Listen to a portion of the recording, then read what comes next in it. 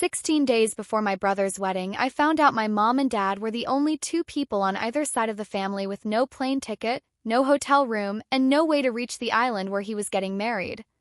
When I asked his fiancée about it, she texted back 5 words I will remember on my deathbed. If they want to be there that bad, they can rent a kayak. Then a little wave emoji, bobbing along at the end like it was waving goodbye to my parents for her. My reply was 2 words. Copy that. She thought that ended the conversation. It actually started a countdown, and 34 missed calls later, from a beach 5,000 miles away, she found out exactly what those 2 words meant. But that call comes later. This story starts with a folding chair, a garage calendar, and 14 months of unpaid work nobody ever said thank you for. Welcome to Silent Revenge, the channel for quiet people who finally stop absorbing everything and start setting the record straight. If you've ever held a family together while somebody else took the credit, stay with me, it gets worse before it gets righteous. Hit subscribe so you don't miss where those calls from paradise end up, and comment if you've ever been the background person in someone else's picture. Now back to the beginning. I'm Renee Calloway, 36, and I schedule things for a living. I'm the operations coordinator for the VP of distribution at Bennett Home Goods, a furniture company shipping couches out of a warehouse outside Asheville, North Carolina. A truck breaks down near Knoxville. I've got a new route before the driver finishes his sentence. 2 vendor contracts contradict each other. I catch it on page 40. Around the office they call me the fire marshal because I go off before there's smoke. I never say that's a problem. I say copy that, and then the problem disappears. That became my whole personality, on the clock and off it. It was the same at home. I did my parents' taxes every February at their kitchen table. I kept my mom's doctor appointments color-coded in my phone because hers still lives in a paper planner from 2019. My brother Marcus used to joke our family ran on Renee's Standard Time. He wasn't wrong. Being useful felt like being loved, and I never once checked whether those were actually the same thing. Then, 14 months before that text about kayaking, Marcus slid his phone across our usual diner booth with a photo of a ring on it, and handed me the biggest job of my life without asking if I wanted it. Before the ring, you need the calendar in my parents' garage because everything later stands on top of it. My parents, Walter and Diane Calloway, everyone calls Dad Wally, got married June 21, 1984. There was no wedding. They were broke. Dad worked the loading dock at a textile mill. Mom waitressed double shifts at a diner on Tunnel Road. They stood up in a borrowed church basement with layaway rings and the pastor's wife as their only witness. One blurry Polaroid exists, Dad's tie crooked, Mom laughing so hard her eyes are shut. Every June since, Dad walks into the garage, takes down a hardware store calendar and circles the 21st in red. 41 calendars stacked above his workbench like rings in a tree. Mom keeps a shoebox of handmade anniversary cards because store-bought ones cost 60 cents they didn't have in 1984. That's the marriage I grew up inside, steady, unphotographed, solid as that workbench. This spring, Dad's heart finally asked for attention. A blocked artery, 1 stent, 4 days in the hospital, and a cardiologist who called him the easiest patient on her floor. By summer, he was cleared to travel if we planned it smart. He had one wish left, and he said it with his glasses off, which in my family means he's dead serious. He wanted to see his son get married. Then the invitation arrived on cream cardstock. Saturday, July 5th, on a private estate in Turks and Caicos, 1 day before my parents' 42nd anniversary. Marcus's fiancée knew exactly what that weekend meant because I'd told her myself, back when I still believed dates meant something to her. A date's just a date, Renee, she'd said, smiling. I should have written that down and framed it. Marcus is 30, an HVAC technician, the kind of guy who can diagnose a dying compressor with his eyes shut. He met Vanessa Ashford 2 years ago at a gala, when the AC died at her family's flagship venue mid-heatwave, and he fixed it in 11 minutes flat. Vanessa was 28, camera-ready, and ran marketing for the family business. If you've ever seen a wedding magazine spreadshot at a blinding white stone estate on the Carolina coast, you've probably seen an Ashford property.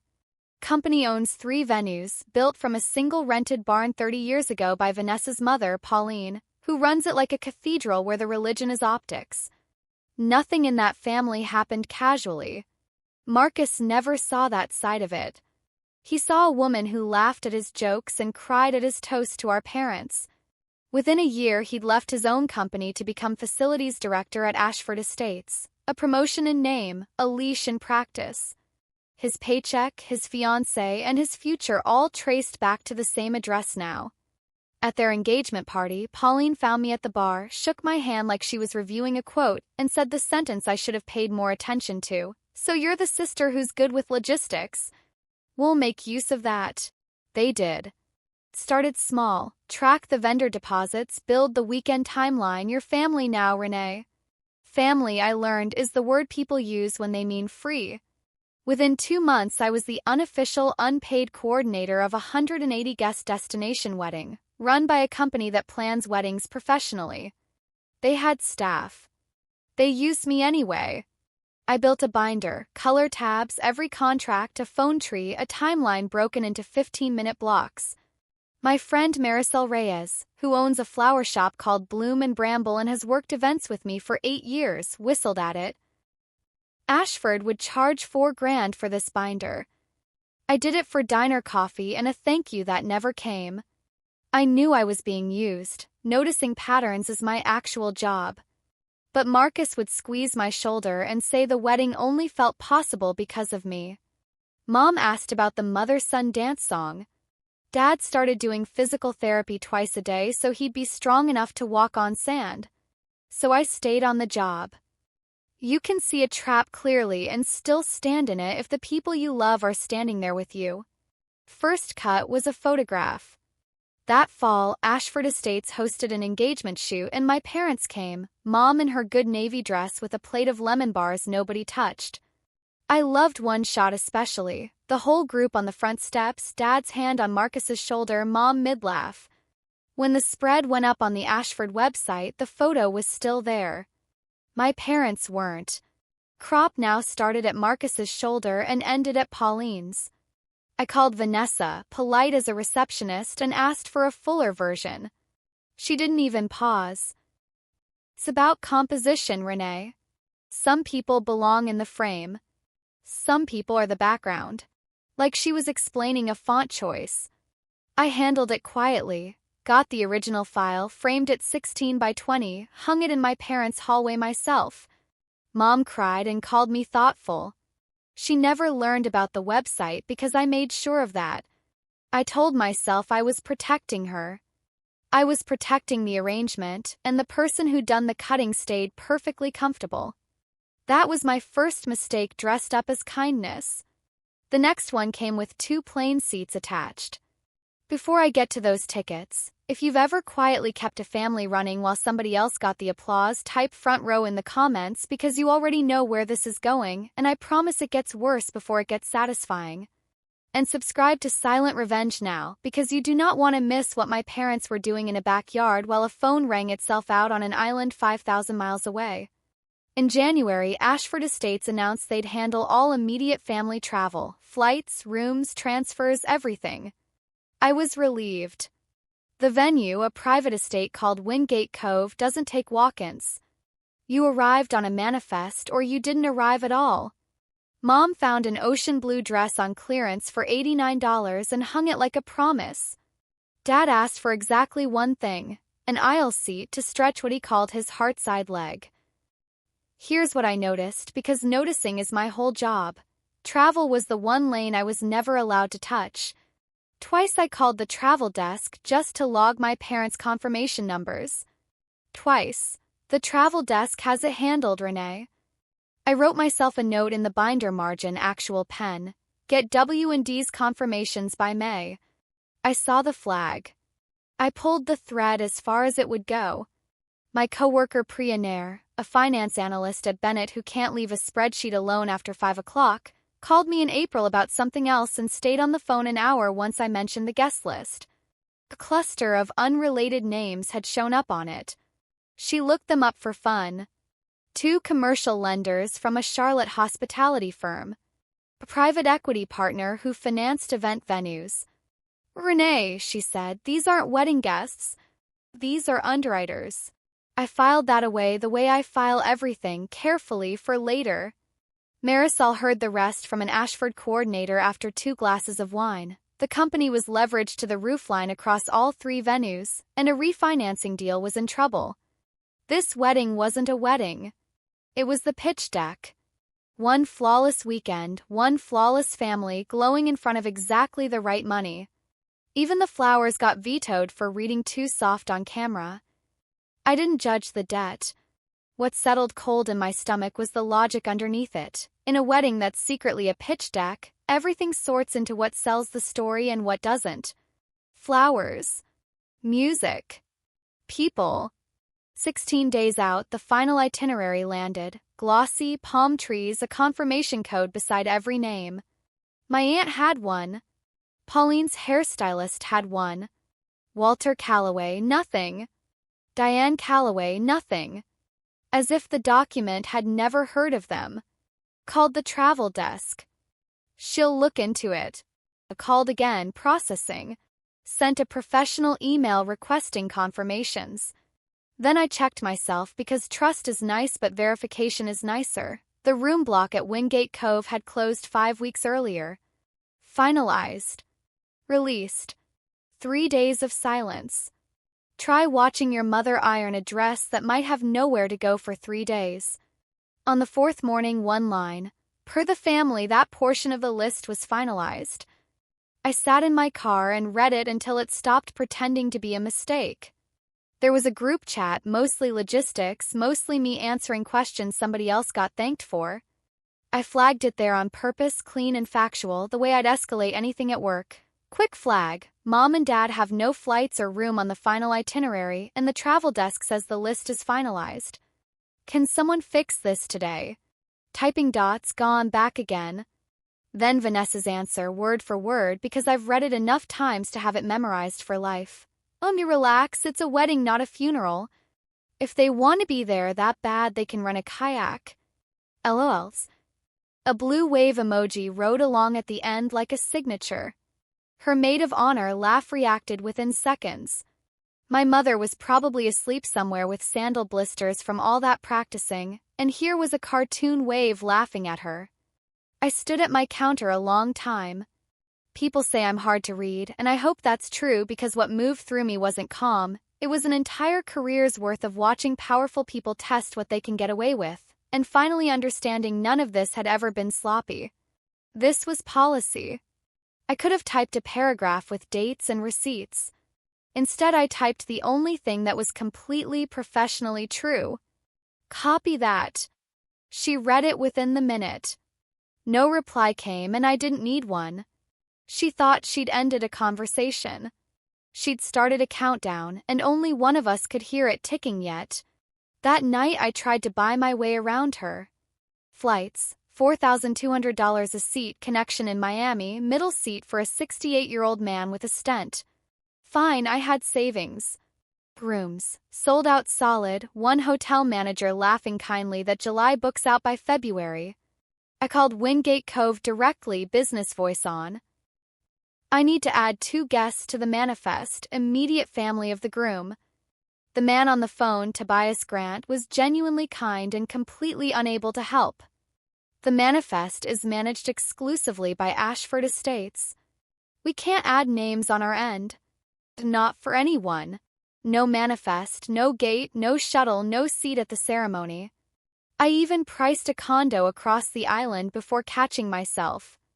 What was my plan? Fly my parents 11 hours to stand outside a locked gate in their nice clothes. I closed the laptop at 1 a.m.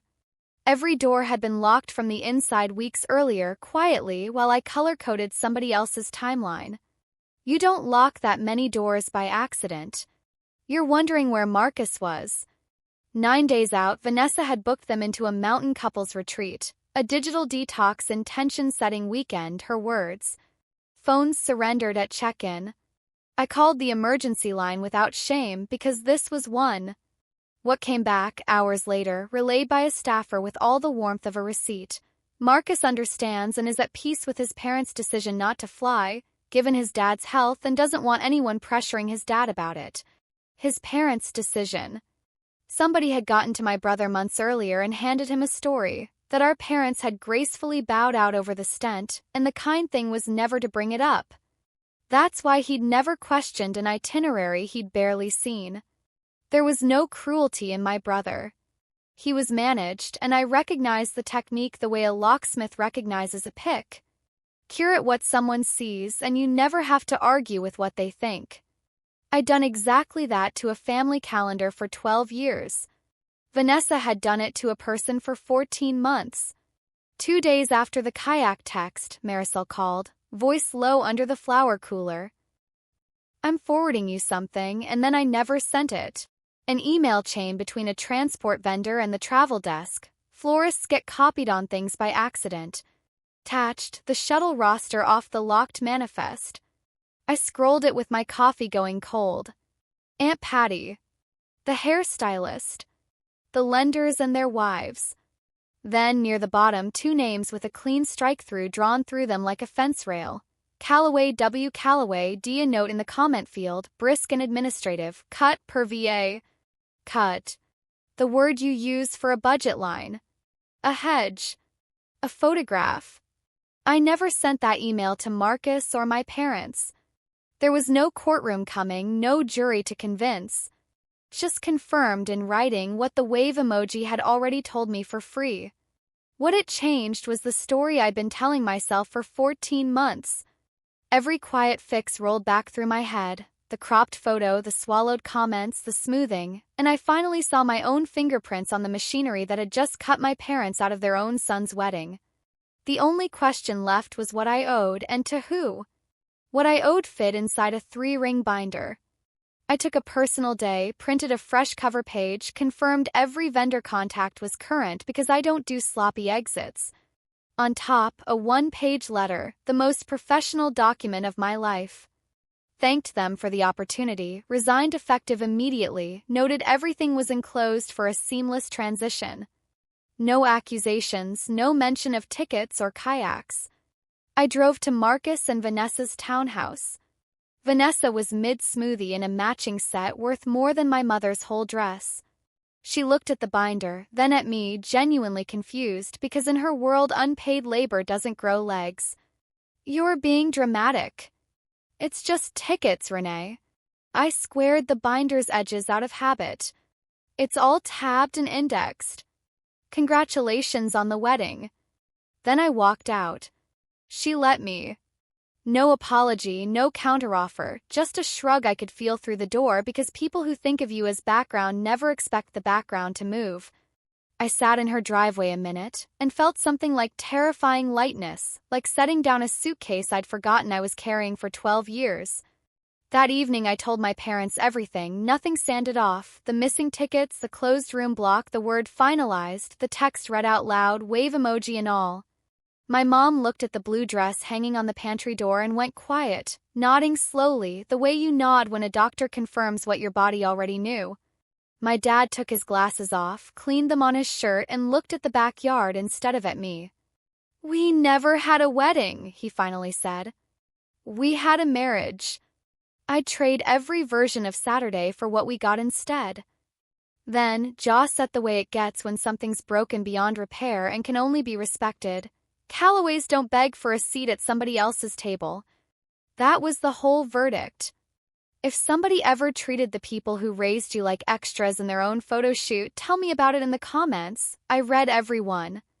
And if you're not subscribed to Silent Revenge yet, do it now because what happens next, a garage calendar, a folding chair, and 34 missed calls from an island, is the part people ask me to tell twice. I had $7,500 saved for a someday I'd never scheduled, and I spent almost all of it in 5 days on the best thing I've ever bought, a white tent, folding chairs, string lights. Marisol did the flowers at cost, peonies everywhere, a private joke only the two of us understood. My parents' old church crew handled the food. A community college student shot photos for $150 and a plate. Pastor Jim Whitfield said yes before I finished asking. A vow renewal Saturday, July 4th, 4 p.m. one day and exactly 42 years before what would have been the wedding. A date's just a date, Vanessa had told me once. Fine. She could keep the 5th. We had the 4th and a tent going up between the tomato plants. The guest list was the Auntie Manifest, Aunt Patty, who'd quietly skipped the island trip once she heard my parents weren't going. Neighbors who'd watched that porch light for 30 years. Dad's old mill crew. And my grandmother, Louise Calloway, 89, sharper than most people half her age. When I told her what happened, she went quiet, then told me something I'd never heard before. 60 years ago, a wealthy cousin had left her off a wedding guest list too, called Too Country for the photographs. I never got my table, she said. You make sure your mama gets hers. Nothing about it went online. I wasn't competing. I wasn't hiding. I just wasn't performing. I went back to Ashford Estates once more to return a few engagement party items and passed Pauline's cracked office door on the way out. Her voice came through it like a blade being sharpened. Not the flowers, Vanessa. The family. Those lenders aren't flying 2,000 miles for centerpieces. They're coming to see a flawless family and you will give them one. Do you understand me? Vanessa's answer small and fast. Yes, Mom. I'm handling it. Then, colder, handle it like an Ashford. Sentiment is exactly how your grandmother ended up in one photograph, and one photograph only. I stood there holding a crate of linens, understanding the whole assembly line at once. Later, Tobias Grant, the man from Wingate Cove, mentioned almost offhand that he'd started keeping his eyes open on Ashford Estates after they stiffed his cousin's linen company on an invoice the year before. It's a strange kind of comfort, finding out the people who help you sometimes have their own reasons, too. Here's what happens after 14 months of invisible work walks out the door. Nothing at first. Then everything, slowly, like a tide going out and finally showing you where the boat was resting on the rocks the whole time. The shuttle company called about an unsigned contract. The band's manager called about a timeline with the first dance during the ceremony. The officiant's assistant called to ask who was actually holding the rings, because 3 people had given her 3 different names. Every time I was kind and completely useless on purpose. I'm no longer coordinating, you'll want the Ashford events office. I never canceled a vendor. I never whispered a warning. I just stopped working for free, and it turns out that's all it takes when your work was the load-bearing wall. 9 days out, Vanessa texted for the first time since the wave emoji. Quick question, who's the contact for the string quartet? I typed back one line, it's in the binder, tab 4, and she never replied, but calls kept coming from other numbers, more every day. Wednesday before the wedding, an email landed from me and my parents together, signed the Ashford family. In the spirit of unity, they'd offer Walter and Diane 2 coach seats, connecting twice, landing Saturday afternoon, after the 11 a.m. ceremony was already over. They'd be welcomed at the reception, seated in the garden overflow, and the family kindly asked the printed program stay exactly as printed. No father-son dance, no toast, no microphone anywhere near 2 people who could ruin a finished picture. Somebody with a camera and a guest list full of lenders had noticed 2 empty chairs, and suddenly those chairs were a problem.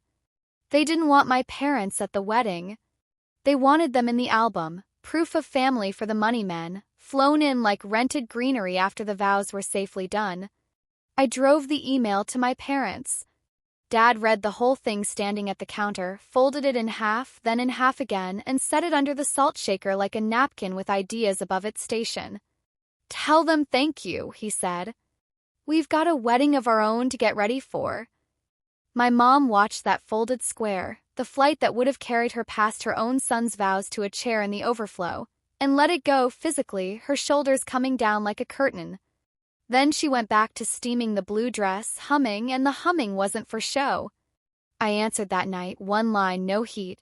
Thank you for the offer, but Walter and Diane will be celebrating their 42nd anniversary at home that weekend as planned.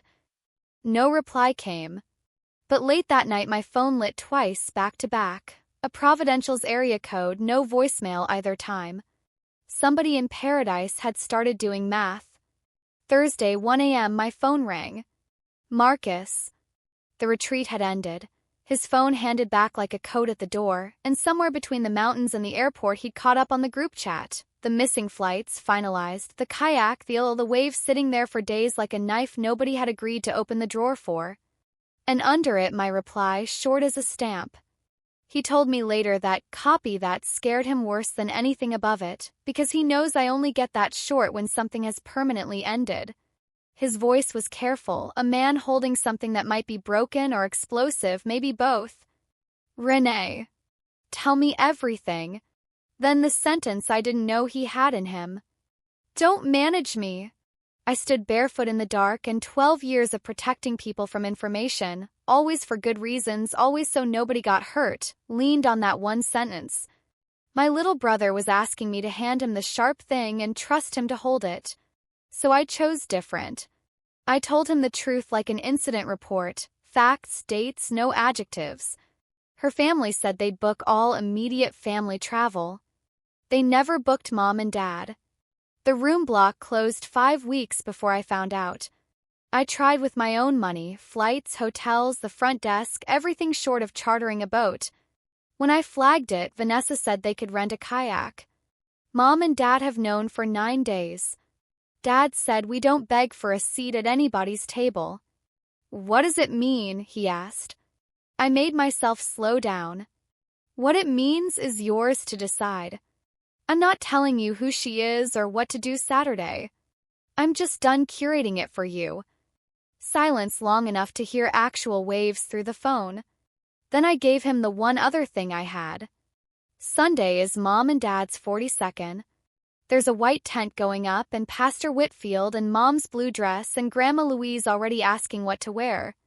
You're not summoned. You're loved either way. A long pause, sand in his voice.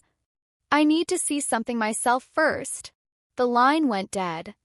I sat on my kitchen floor at 2 a.m., holding a warm phone and zero control over anything, which for a woman like me is its own kind of free fall. Friday I got the rest in fragments, some from Marisol's back channel, the rest later from Marcus himself. He walked into the events tent at Wingate Cove and found what I'd found, except laminated, printed, undeniable. His family's name absent from page 1, until a hasty pen had scrawled 2 names at the bottom under Saturday arrivals, Garden Overflow. He asked the coordinator one question: when was this list finalized? 5 weeks ago, she told him, because she was staff and honest and tired.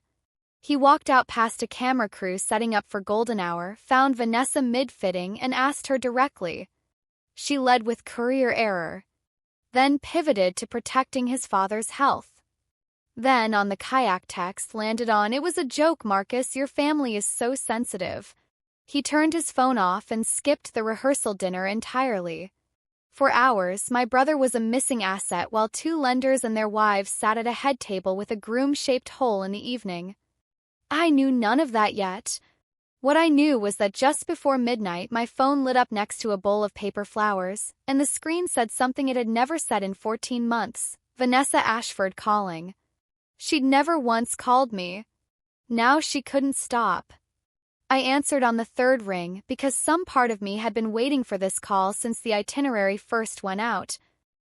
Renee, thank God. Okay, listen, there's been a whole mess. The travel desk completely dropped the ball, and I take responsibility for not catching it. Responsibility for not catching it, the way you'd apologize for somebody else's weather. Then the offer, and credit where it's due, it was spectacular. A chartered jet out of Asheville at 7 a.m., wheels up, just my parents, landing in time for the ceremony. Oceanfront suite, comped. A driver. Orchids in the room. She wanted me on that flight too, running the whole weekend. My binder, my timelines, my magic, her word for it, and she'd finally pay for it. Everything can still be perfect, Renee. Then the hinge, so smooth I almost missed it. We just need everybody aligned that it was a courier error. Especially Marcus. He's spiraling, he listens to you. Get him calmed down and maybe mention to a couple of the older guests it was a shipping mix-up. I stopped hearing new information because the whole offer was laid out in front of me and it was everything I'd wanted for 14 months. My parents at their son's wedding. The whole family in one frame. One yes, all of it, one signature away. And the pen was a lie. 15 minutes across town, a garage calendar hung over a workbench 41 red circles deep. I want to be honest about how close I came because if I pretend it was easy, you'll learn nothing from me. I did the math. I'm good at logistics. 7 a.m. wheels up, lands by 10 island time, ceremony at 11. It worked. Dad walks Marcus down a torchlit aisle. Mom in the blue dress, right where she belongs. I could sell the courier story. I've smoothed harder lies for smaller reasons. One yes, and my family gets the picture. That's when I finally heard the word I'd been circling for 14 months. Picture. She kept talking faster, sweetening it. A makeup artist for Mom, an upgraded suite, and the faster she went, the slower I got. My voice dropped into the register I use when a decision's already made and the rest of me hasn't caught up. Vanessa. My parents aren't a prop you rent when the picture stops working. Silence. One full, expensive second of it. Then she came back sharp, brittle, the polish cracking off in flakes. Are you seriously doing this over tickets? Over a joke? Do you know what's riding on this weekend? Do you know what my mother? She stopped herself, but not fast enough, and we both heard exactly where that sentence had been headed. I told her gently, room temperature, that I couldn't help her look flawless for the money men, because the flawless family had cut mine off the manifest 5 weeks ago on purpose in writing. So that's your answer? I gave her the answer I'd been carrying since the wave emoji, grown the way true things do. You told me exactly who my parents were to you. I finally listened. I hung up mid-sentence, which I had never once done to another human being. Then I made the harder call, no script at all. Marcus answered on the first ring like he'd been holding the phone. I'm not fixing this for either of you, I told him. Marry her or don't. Come Sunday or don't. You're my brother either way. I turned my phone face down on the counter, sat with my mother's paper flowers under the kitchen lamp, and let Saturday answer for itself. Saturday morning at home was blue and mild. We worked. Marisol showed up with buckets of peonies and hugged my mom so long the coffee went cold. Dad walked the yard straightening chairs nobody else could tell were crooked, and I taped the last of 200 paper flowers to mason jars and never once looked at my phone. It started buzzing a little after 5 our time, just past 11 island time, ceremony hour. Vanessa.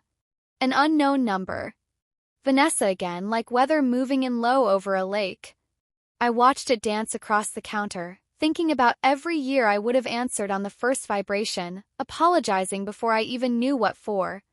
Then I opened the kitchen junk drawer, set the phone inside, and slid it shut. The buzzing kept going, muffled like a wasp trapped in a jar.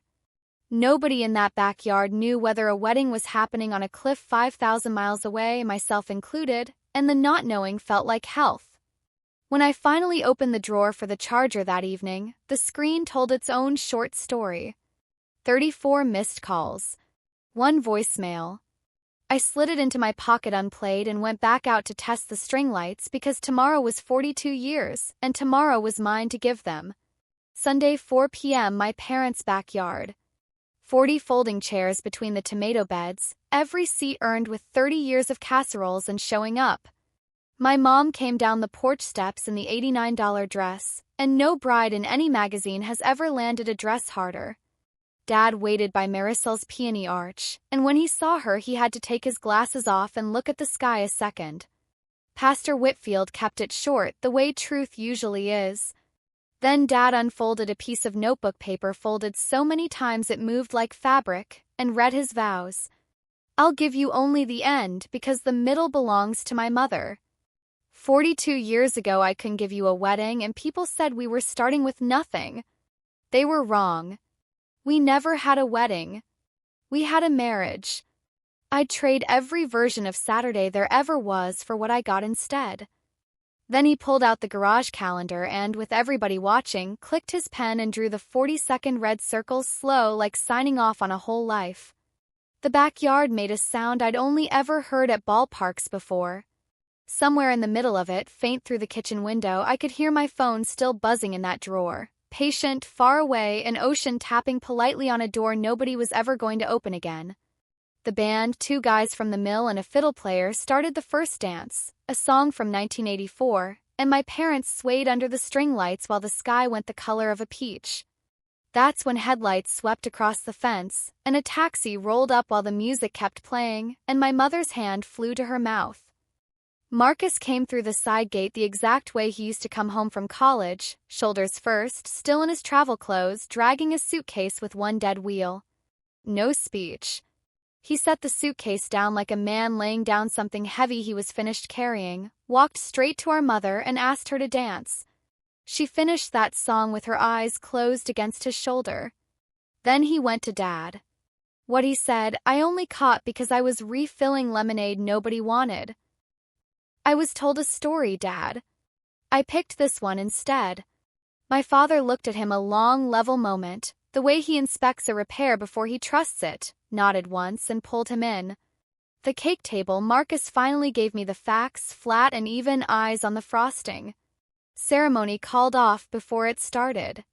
Ring returned. He'd resigned from Ashford Estates, standing in their own events tent, still in their logo polo, effective immediately. No shouting, everyone was extremely professional, which in that family is apparently what dying sounds like. He didn't gloat, and neither did I. There'd been a real girl inside that brand once, and my brother had loved some true version of her, and empty chairs on a torch-lit cliff hurt strangers who'd done nothing but RSVP in good faith. We let it be sad and true at the same time, which was new for both of us. Then Grandma Louise demanded he try the ham. I stood at the edge of the tent with a paper plate I never filled, watching all of them under the string lights, and for the first time in 14 months, maybe 12 years, I wasn't running a single thing. I was just there. The rest reached me the way weddings always do, through the grapevine.